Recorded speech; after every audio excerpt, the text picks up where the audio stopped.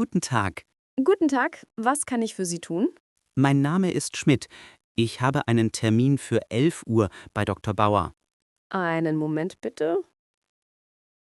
Ja, Herr Schmidt, ich habe Sie hier. Sind Sie zum ersten Mal in unserer Praxis? Ja, genau. In Ordnung. Dann bräuchte ich bitte Ihre Versichertenkarte und Ihren Personalausweis. Selbstverständlich.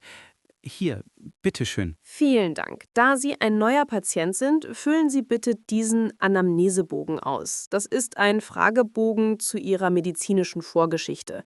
Hier ist ein Stift. Danke. Entschuldigung, ich habe ein paar Fragen dazu. Ja, natürlich. Fragen Sie nur. Also, bei Vorerkrankungen, soll ich hier auch Operationen eintragen oder nur Krankheiten eintragen? Bitte beides.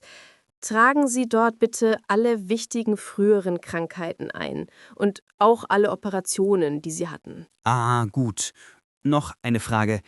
Unter Allergien sind hier nur Medikamentenallergien gemeint oder auch andere, wie zum Beispiel Heuschnupfen? Bitte tragen Sie alle bekannten Allergien ein, also sowohl gegen Medikamente als auch gegen Pollen, Lebensmittel oder ähnliches.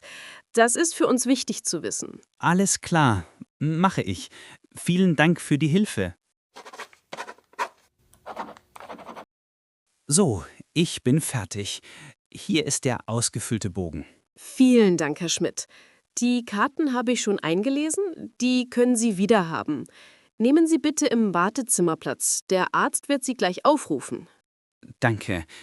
Sagen Sie, wie lange wird es ungefähr noch dauern? Es ist im Moment viel los. Ich schätze, Sie müssen mit etwa 20 bis 30 Minuten Wartezeit rechnen.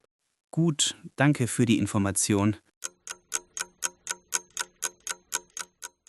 Herr Schmidt, bitte.